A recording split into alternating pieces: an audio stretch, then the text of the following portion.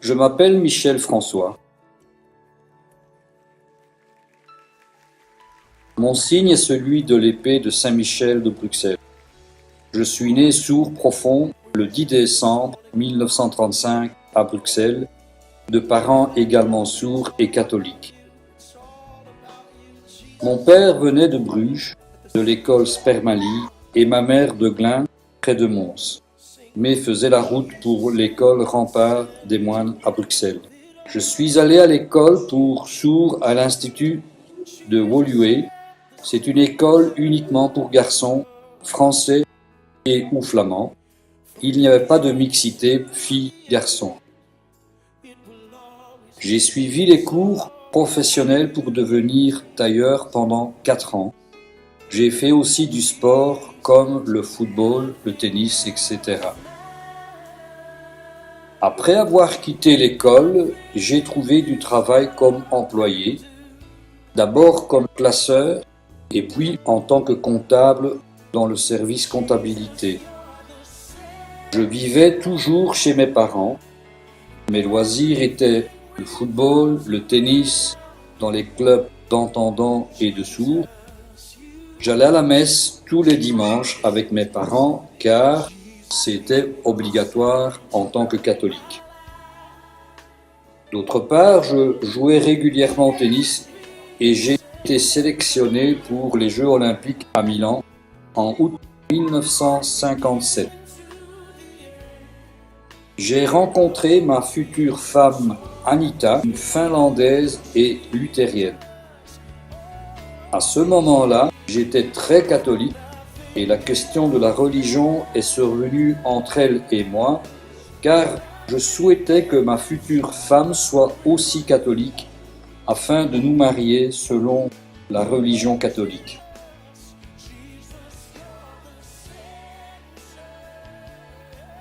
Mais malgré mon souhait assez sciant, ma future femme préférait attendre et réfléchir quelque temps. Donc, j'ai patienté et accepté son souhait. Nous avons pu nous marier devant le prêtre catholique, mais dans le sacristain, et après, nous avons eu la messe devant l'autel. Bien sûr, nous nous sommes mariés civilement à la maison communale de Woluwe-Saint-Lambert. Un an après notre mariage, ma femme se sentait très isolée dans ma famille, car celle-ci était très catholique. Elle s'est donc convertie et s'est faite baptiser.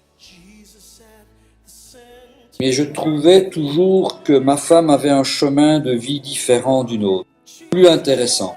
Elle était calme et connaissait beaucoup de choses.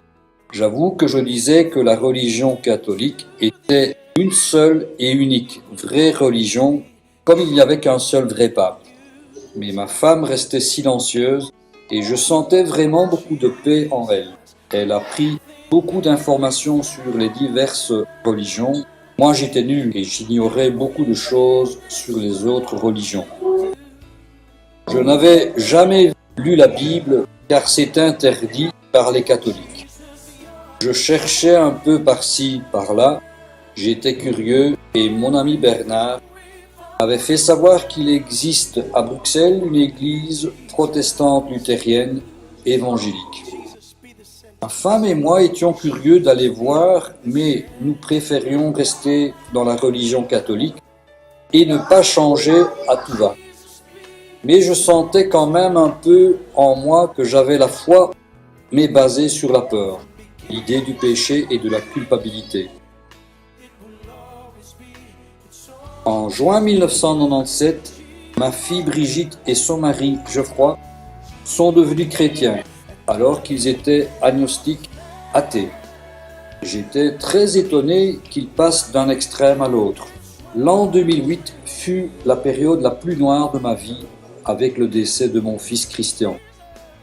Au bout d'une longue dépression, le 7 avril, 3 mois plus tard, le 28 juin, celui de ma femme, suite à une opération cardiaque.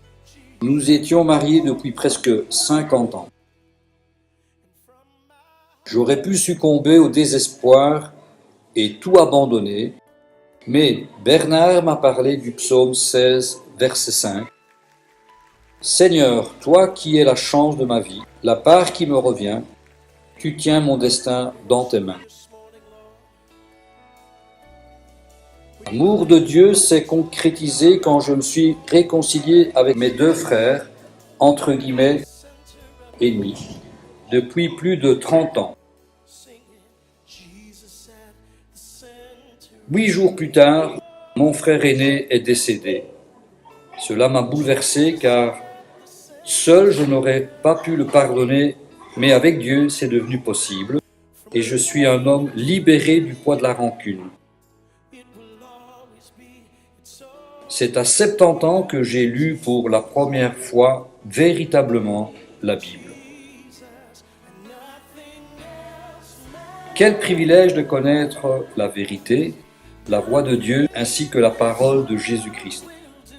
Je suis toujours touché par la parole de Jésus-Christ quand il parle des valeurs telles que le pardon, le partage, la foi, l'espérance, l'amour, penser aux autres et ne pas penser à notre intérêt seulement. Je me suis converti le 30 août 2009 et je me suis baptisé le 7 février 2010. Mais ce n'est pas fini, car la route de Dieu éternel, la Bible et Jésus sont formidables malgré mon âge. Du 29 juin au 2 juillet 2012, il y a eu la rencontre nationale des sourds évangéliques à Bordeaux. J'ai rencontré là ma deuxième femme. Je ne m'y attendais pas car je suis vieux. Et surtout avec cette gentille Mireille, j'ai été transformé et j'ai rajeuni. Je suis très motivé pour la lecture journalière de la Bible, approfondir et traduire plus clairement en langue des signes, non seulement pour elle, mais aussi pour les sourds francophones.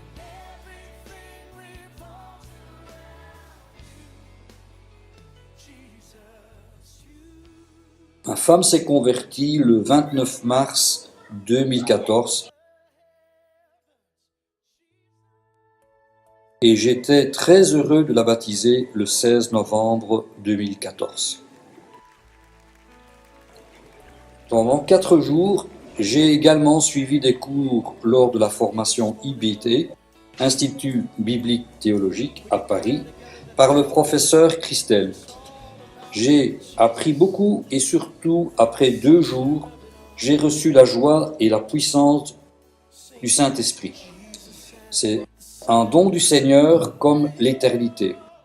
Je m'étais éveillé cette nuit-là pour revoir les études précédentes et j'ai senti subitement que le Saint-Esprit est venu en moi et je me suis plongé dans les versets donnés en exemple au cours.